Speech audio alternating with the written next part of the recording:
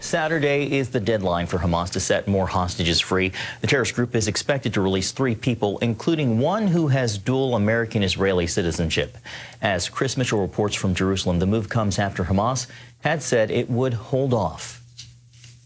Hamas is indicating it's ready to release 3 more hostages Saturday. Israel warns it must do so or it's war. If those 3 are not released, if Hamas does not return our hostages by Saturday noon, the ceasefire will end and the IDF will resume intense fighting until the final defeat of Hamas. After seeing 3 nearly starved hostages coming out in the last release, President Trump demanded on Monday Hamas let all the remaining hostages go by this weekend. Saturday at 12 o'clock, and after that, I would say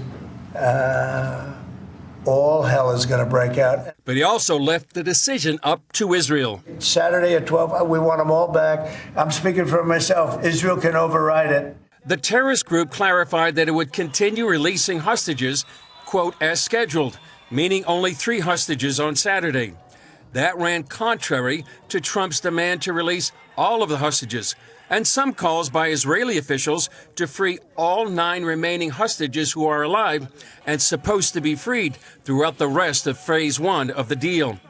The White House didn't comment on the Hamas plan to release just 3 more hostages Saturday. Hamas has said it was going to delay the hostage release because Israel wasn't keeping up its side of the ceasefire agreement. Hamas said Israel wasn't allowing enough shelters, medical supplies, fuel, and heavy equipment for clearing rubble into Gaza.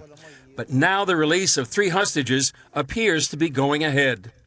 U.S. Secretary of State Marco Rubio is set to arrive in the Middle East Saturday to help further the ceasefire and possibly accelerate the release of the remaining hostages. There is also a possibility that Trump's Middle East envoy, Steve Witkoff, will visit in the coming days. According to the Jerusalem Post, the current goal is to accelerate the release of the remaining 9 living hostages, considering the poor condition of some of the hostages released so far. Another Israeli objective is to get more hostages released in Phase 1 of the ceasefire deal. Hamas says it's ready to start negotiations for Phase 2. That would supposedly see Hamas free the last of the living hostages, but Israelis worry that it will be a deadly agreement for the Jewish state because it will also end the war with the terrorist group still in charge of Gaza. Chris Mitchell, CBN News, Jerusalem. In all the turmoil there is in the world today, there is a source of absolute truth that will guide you. Transform your life through God's Word, CBN's newest study guide.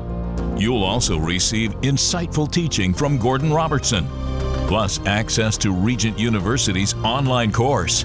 You'll have all the information you need to guide your life. Get Transform Your Life through God's Word, available now.